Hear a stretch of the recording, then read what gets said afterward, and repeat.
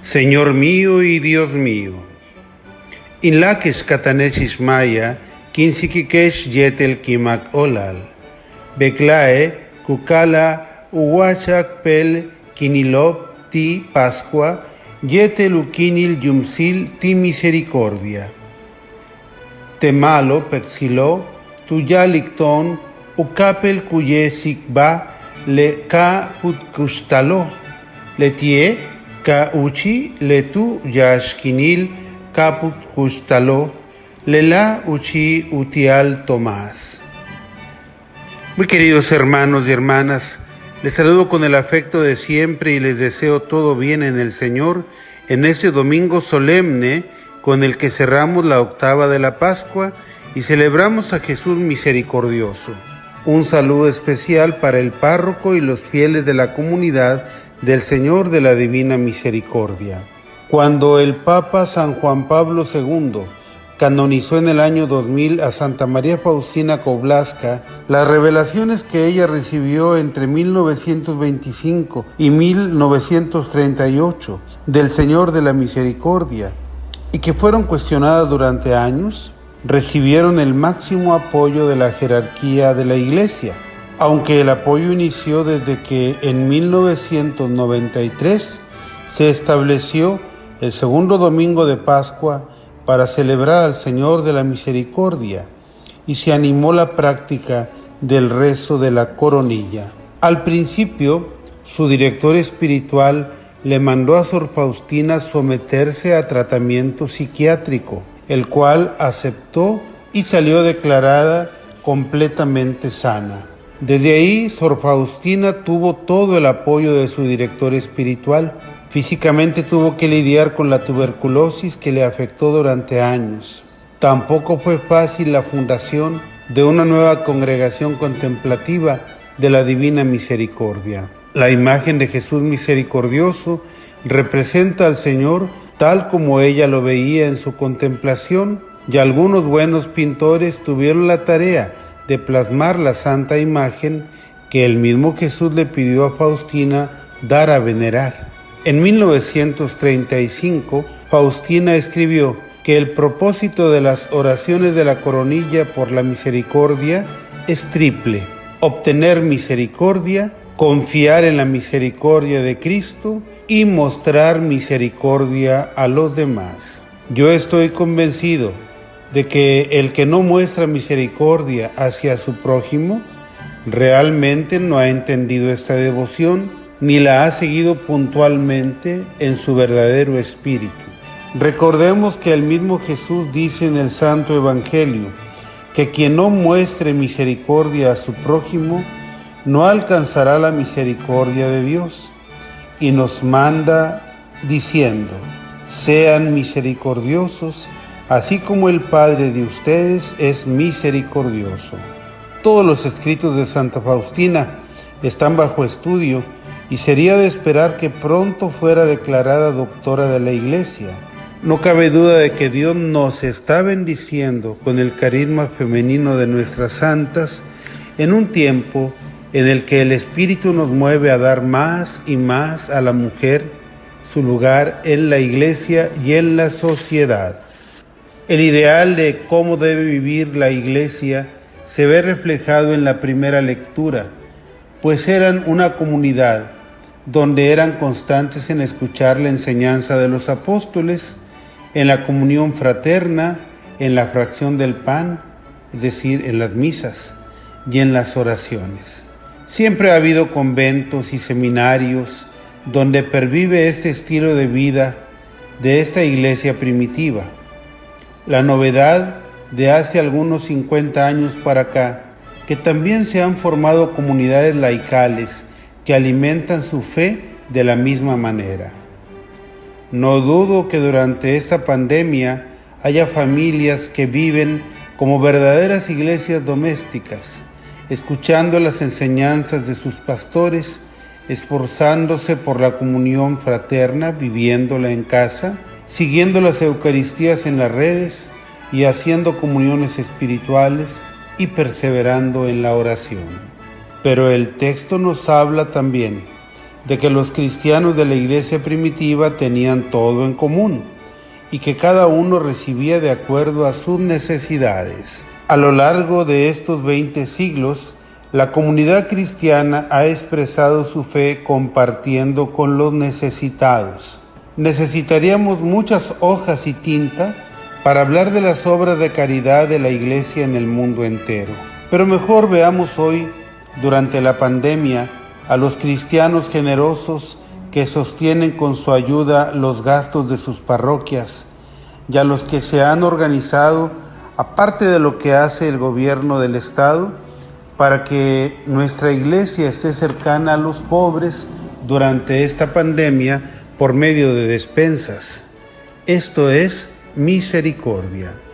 En la carta de San Pedro nos dice hoy la segunda lectura, que la misericordia del Padre se ha manifestado en la resurrección de nuestro Señor Jesucristo, pues con ella nos concedió renacer a la esperanza de una vida nueva. Y luego San Pedro hace una exhortación más que apropiada para nosotros en esta experiencia de pandemia al decir: por esta razón, alégrense, aun cuando ahora tengan que sufrir un poco por adversidades de toda clase, a fin de que su fe sea hallada digna de alabanza, gloria y honor el día de la manifestación de Cristo. Así que si nos lo proponemos, podemos acumular un tesoro de gracia en esta experiencia. La manifestación de la misericordia de Jesús se expresa de manera maravillosa en el Santo Evangelio de hoy, cuando el resucitado aparece en medio de sus discípulos para ofrecerles su paz, no para regañarlos, ni para reprocharles su abandono, ni las negaciones de Pedro, sino para darles paz en su corazón y convertirlos en mensajeros de paz, dándoles autoridad para que ellos perdonen los pecados en su nombre. El perdón de los pecados es la misericordia de Jesús extendida hasta nosotros el día de hoy, ordinariamente a través de la confesión con el sacerdote, y durante esta pandemia a través de la indulgencia plenaria que cada día podemos alcanzar. Una semana después, el primer día de la semana, Jesús se aparece en medio de sus discípulos y les vuelve a ofrecer misericordiosamente su paz, y en especial a Tomás, que no les había creído a sus hermanos el testimonio de la resurrección de Cristo.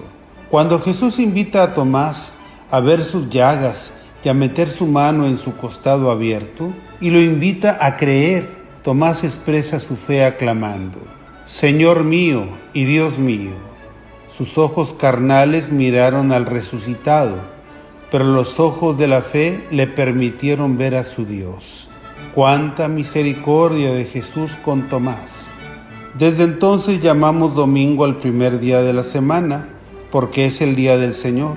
Ahora que he visitado tantas comunidades donde el sacerdote no puede ir los domingos a celebrarles la Eucaristía, los he exhortado para que no dejen de congregarse en el día del Señor y que escuchen su palabra y oren como iglesia que son, y que el sacerdote vaya cuando pueda a celebrar la misa.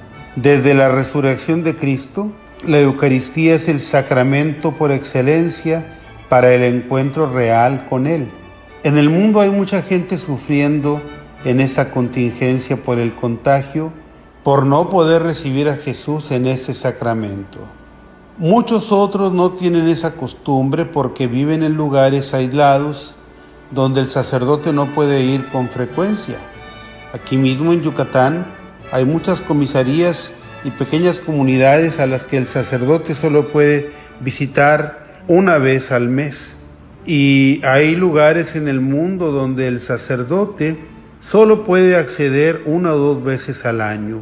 Otros no tienen el hábito de frecuentar el sacramento porque no han sido suficientemente evangelizados.